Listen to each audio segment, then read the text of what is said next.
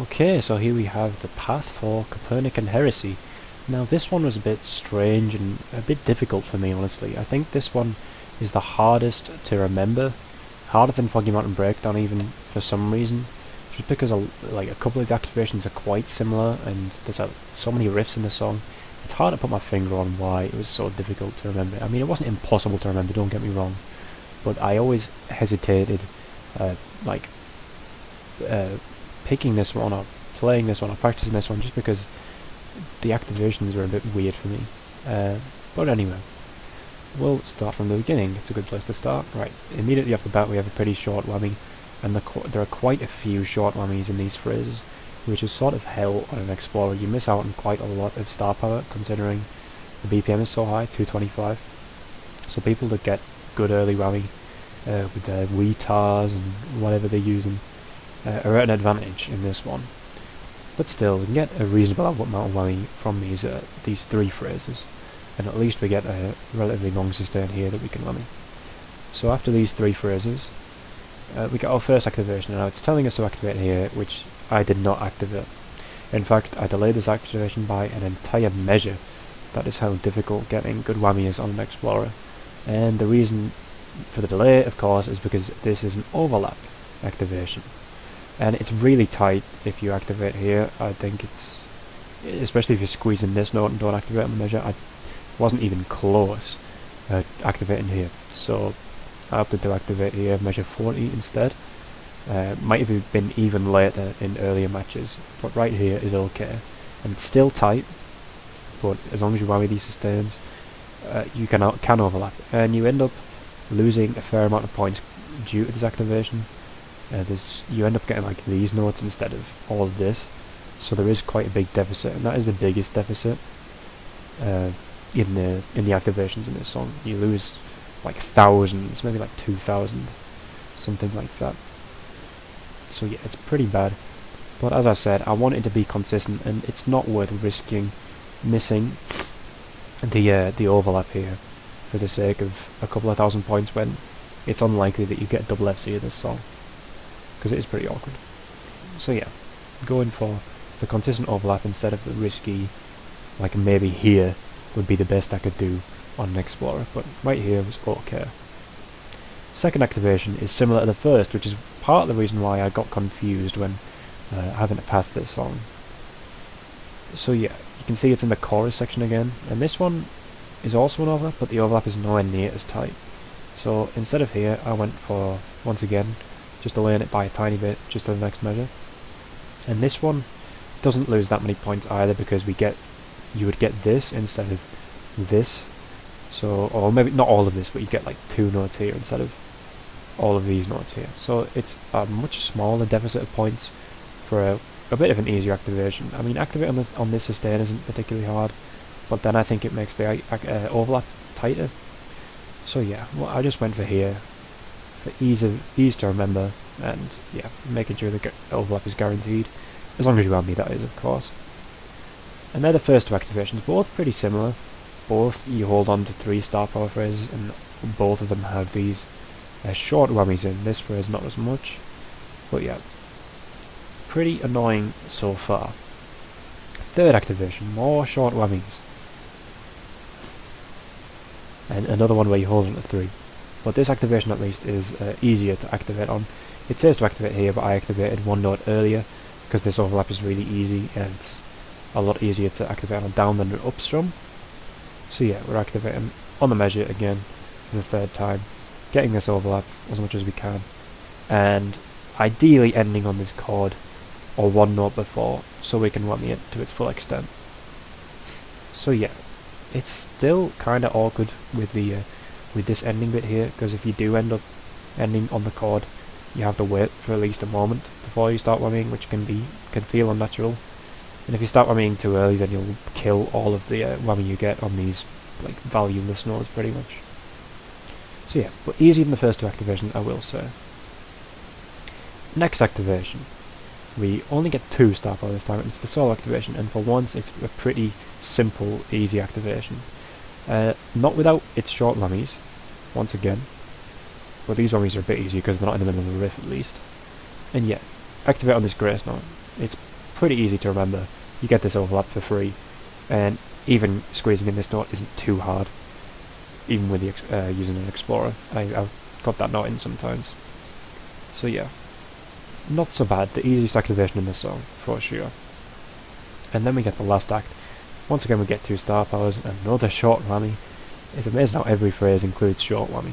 But yeah, and it's right here, it's on a measure.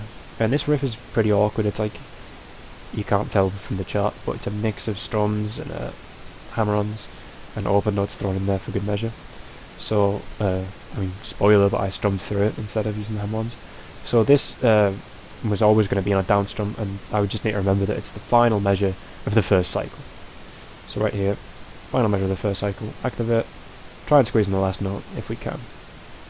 And yeah, that's the path. You see here we're getting about 520k. The score I was getting was normally about 512, so you see that's quite a decent deficit, but getting a consistent 512 is much better than getting, going for, should I say, an inconsistent 515 or 516, or even 517 I think people were maybe getting with their paths, but my path was the safety path, if you will. So yeah, sick of saying the word path now, so, and activation and all of that, so we'll move on to the notes, and there is a fair amount to say with this one as well. Okay, so now we're going to take a look at the notes of Copernican Heresy. So this is obviously a hybrid song, it says in the tournament, and I would agree this is probably the most hybrid song of these 4 hybrid songs they say there are, which goes from Foggy Mountain Breakdown to here. This one really is a mix of riffing and soloing, so we'll go straight in, and I want to talk about the very first notes you play in the song, which goes into the main riff. So already I do something to make it more consistent. It doesn't look hard, and it isn't hard, but with the main riff itself, it can make it confusing if you just start alt strumming straight away. And I will say right now, I already said it earlier, but I strum through this main riff to make it a lot easier. So, if I just start alt strumming from the open note, everything is on up strums. So immediately we do a double down and then start alt strumming. Just a little thing there. Because if you forget this thing is here and you expect it to start on this green note, you can be thrown off. And we're getting slowed down for some reason. But yeah, as I said, strum through this main riff.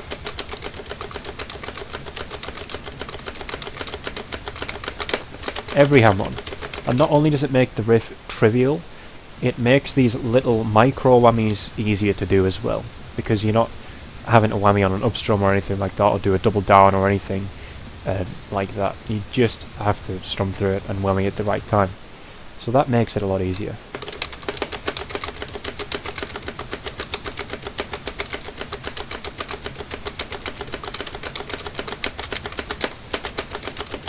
And this riff appears a bit through the song, but strumming through it all does make it easier. It made it easier for me. I'm sure it would make it easier for everybody. So yeah, and then we get verse riff. I would consider this the chorus, but I guess they call it the verse. And this one's fine.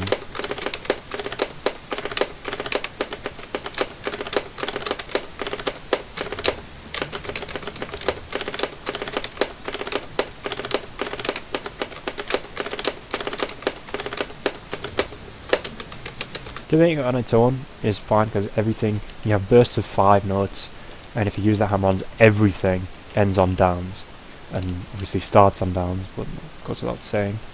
So yeah, but the thing that might make it difficult is doing these micro whammies while you're doing these bursts of 5s. Can be awkward.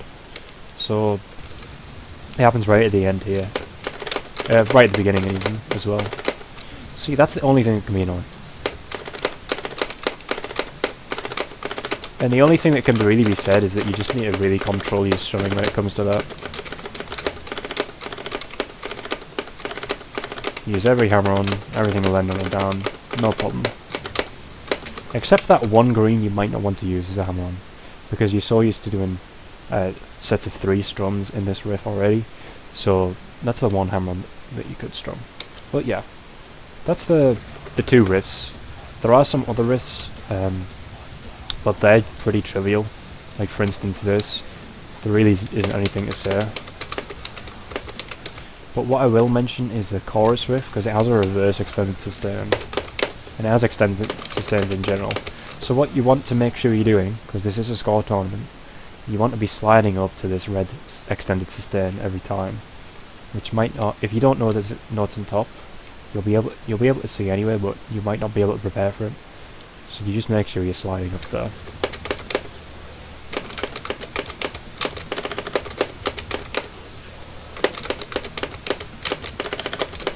So just watch the way I slide on that.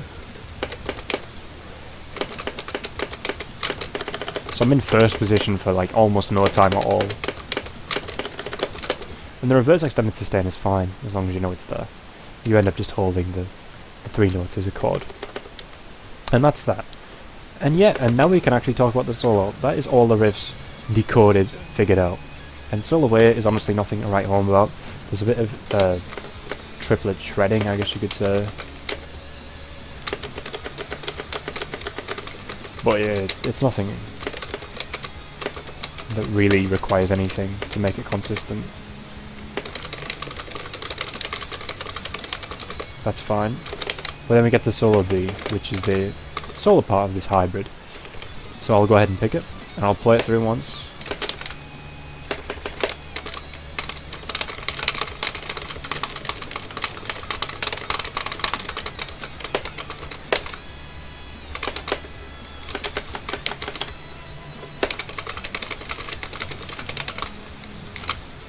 Okay, so once again, it's kind of self-explanatory if you watch my hands, what I do. But in terms of preparing for this tapping bit, what I will do is after the grace note, which is the activation, we're going to be starting tapping. And that whole tapping bit is just entirely standard tap for me. So, as I always say, just tap the highest note. And somehow missing there, I don't know how that's possible.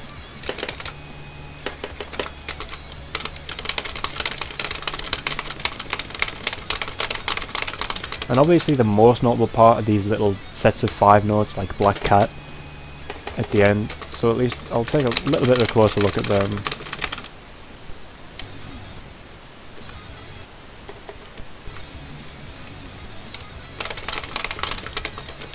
So we're standard tapping them. You can do it alt-tapped, like this, and that would probably be as consistent. The only thing I would think about is the transition into them. It could make the transition into them a bit more difficult. But as it stands, I standard tap them. And the only thing I've noticed, the one thing that you can do to make it a tiny bit easier is just remember that after the second one, you can keep anchoring red. And that just makes it a little bit cleaner and less cluttered.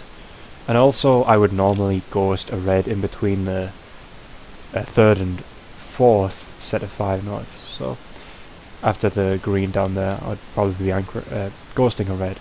Just felt more natural that way. Only that one though, I don't know why. Yeah, then we'll speed it back up. And the entire thing's in first position. And you don't have to use your pinky because there's no time you have to angle blue. So that's the solo tech of this song. And yeah, one-handing that's a bit too fast. For me anyway. I'm sure I could do it, but there's no reason to. And then the ladders at the end. It's a bit of an unconventional pattern to one hand.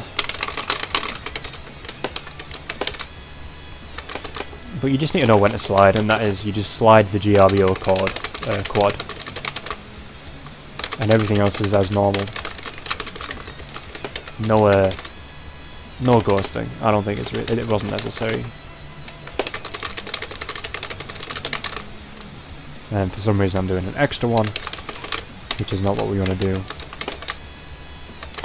But it's nothing compared to the tapping bit. And then after that we just have our main riff again.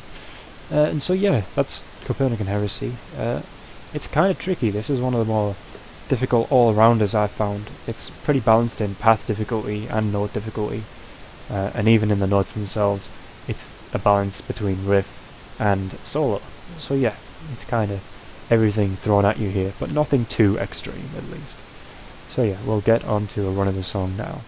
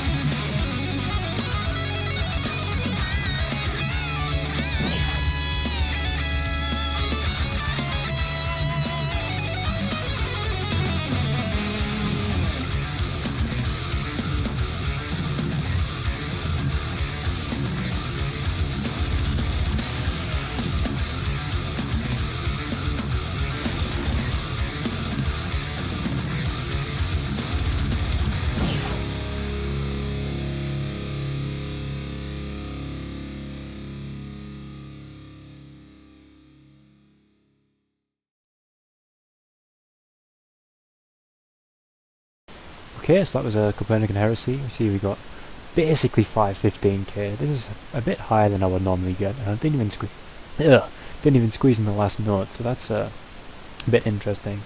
But yeah, you can see this is the song I had probably the most variable scores. There could be thousands of differences between runs, and that's mainly just because of the whammy. The whammy can change so much in this song. You see it was very inconsistent in that run, it's inconsistent in every run. But yeah, that's Copernican Heresy, and that is the end of Pool 1. So this is the end of this first part of RJA Revealed. We'll be moving on to Pool 2 pretty soon. I have seen no reason to stop. So yeah, but hopefully you've enjoyed this first, this look into how I got consistent and my thought process behind everything in terms of the tournament. So yeah, we'll see you in the next one, which will start with Waves 120. So bye for now.